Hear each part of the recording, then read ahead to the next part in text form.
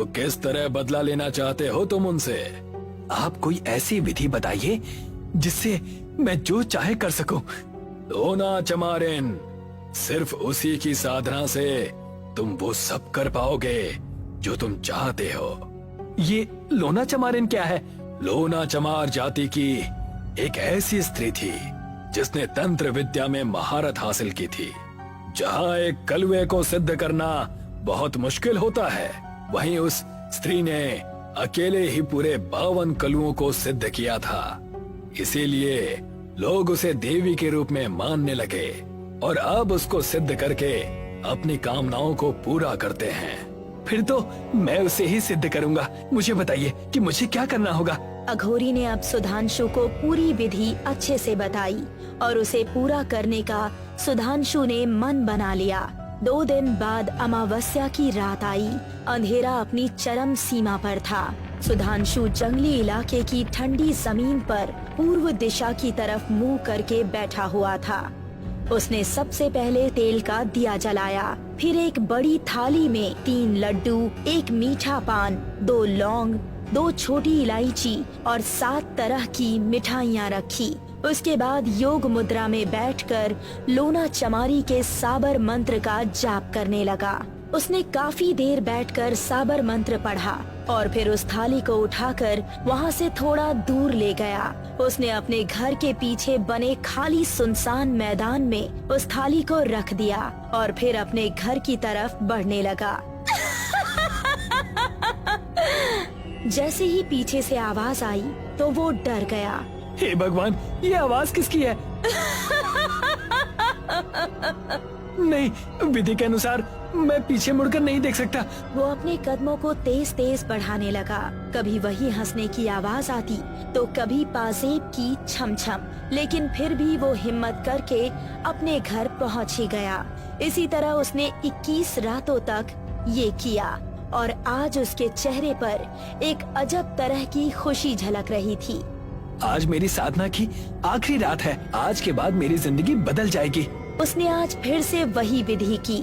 साबर मंत्र को पढ़ने के बाद उसको अपने आसपास धुआं उठता हुआ नजर आया और अगले ही पल उस धुएं ने एक खूबसूरत लड़की का रूप ले लिया जिसके कपड़े बहुत तंग थे। उनमें से उसका गोरा मखमली चमकता हुआ शरीर बहुत खूबसूरत लग रहा था। प्रणाम लोना देवी।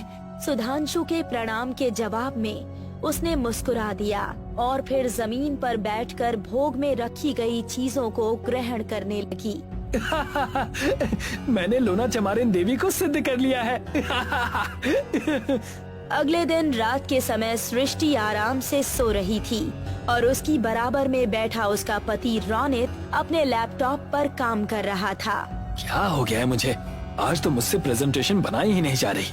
वो पूरा ध्यान अपने काम में लगाकर एक एक वर्ड को बड़े सोच समझ कर लिख रहा था।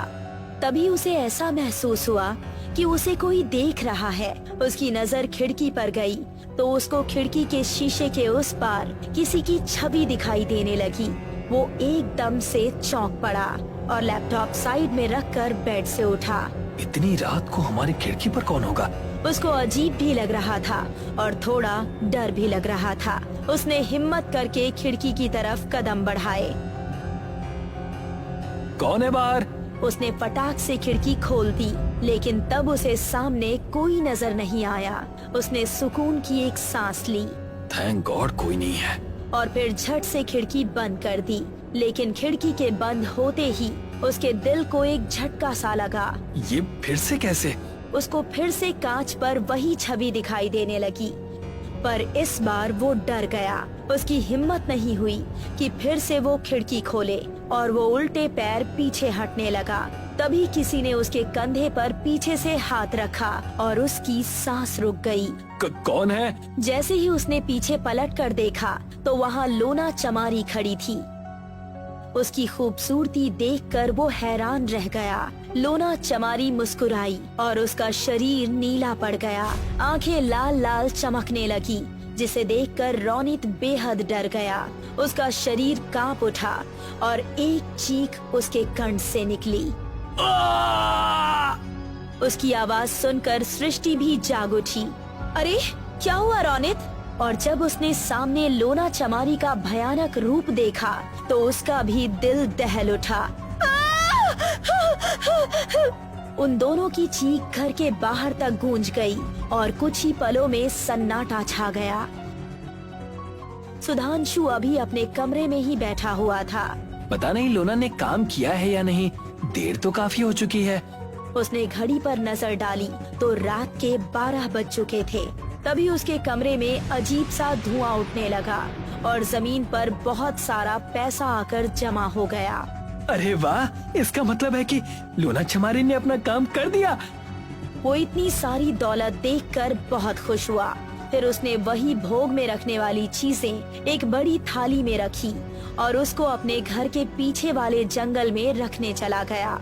अब इसे रखकर चला जाता हूँ, कल तो पूरे दिन शॉपिंग करने में निकालना है। वो अब वापस अपने घर की तरफ चल पड़ा। कुछ देर बाद उसको अपने पीछे से पायल की छम छम सुनाई देने लगी, लेकिन उसने पलट कर नहीं देखा। अगली सुबह पहले उसने ढेर सारी शॉपिंग की और उसके बाद उसने सोचा, एक बार रोनित के घर भी जाकर देख लेता हूँ कि क्या हाल है।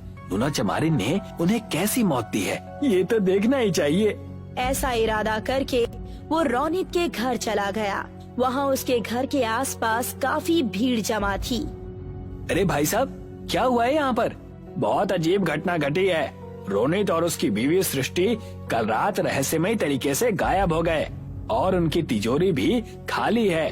पुलिस भी इस बात से हैरान है कि कोई आया और उन दोनों के साथ उनकी सारी दौलत भी ले गया और हम पड़ोसियों को कुछ पता ही नहीं चल सका। ये सुनकर सुधांशु अपने मन में सोचने लगा, अगर लोना चमारी ने उन दोनों को मारा नहीं तो कहाँ रखा होगा? उसके दिल में एक अजीब सा सवाल उठ रहा था। उसने घर जाकर वापस से वही भोग लगाने वाली चीजें एक बड़ी थाली में रखी और उनको फिर से जंगल में रखाया।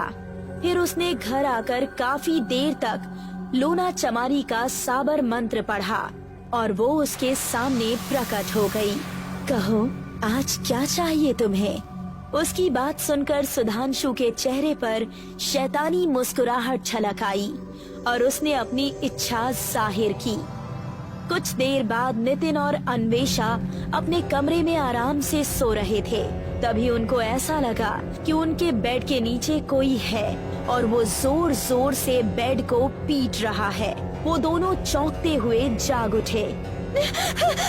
कौन है? धम धम की आवाज और तेज हो गई। ऐसा लग रहा था कि कोई बेड के नीचे बैठा ऊपर की तरफ हथौड़े बरसा रहा हो। उन दोनों ने हिम्मत की और एक साथ नीचे झुककर देखा तो नीचे कोई भी नहीं था और वो आवाज भी आनी बंद हो गई थी। ऐसा कैसे हो सकता है? नीचे कोई तो है, फिर बेड को कौन पीट रहा था?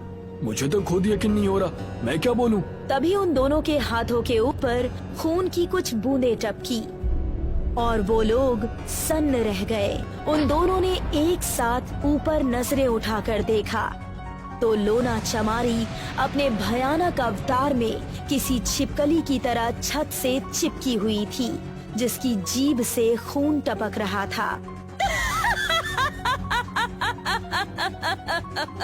ये मंजर देखकर उन दोनों का गला सूख गया। वो कुछ करते इससे पहले ही वो धम से उन दोनों के ऊपर आ गिरी। कुछ ही देर में उनके घर की सारी दौलत भी अब सुधांशु के पास आ गई। वो बहुत खुश हुआ, इतना खुश कि उसकी खुशी का कोई ठिकाना ही नहीं था। मेरे चारों दोस्तों की दौलत तो मेरे पास आ गई, लेकिन एक सवाल अभी भी मन में घूम रहा है कि लोना चमारी ने आखिर उनका किया क्या? तभी लोना चमारी उसके सामने प्रकट हुई और बोली, अब जल्दी से मुझे अगला शिकार भी बता देना, देर मत करना। वैसे एक बात तो बताओ, तुमने उन चारों का किया क्या? उससे तुम्हें कोई मतलब नहीं, तुम मुझे कल रात का काम जरूर बता देना। इतना कहकर वो गायब हो गई। अब तो मुझे किसी को मरवाना नहीं है और ना ही किसी की दौलत लूटनी है। अब तो बस हर रात लोना चमारिन देवी को भोग लगा दिया करूँगा। उसने रोजाना लोना चमारी देवी को भोग देना जारी रखा। कुछ दिन तक वो उसको नजर भी आई और अगला काम भी मांगती रही, लेकिन सुधांशु सिर्फ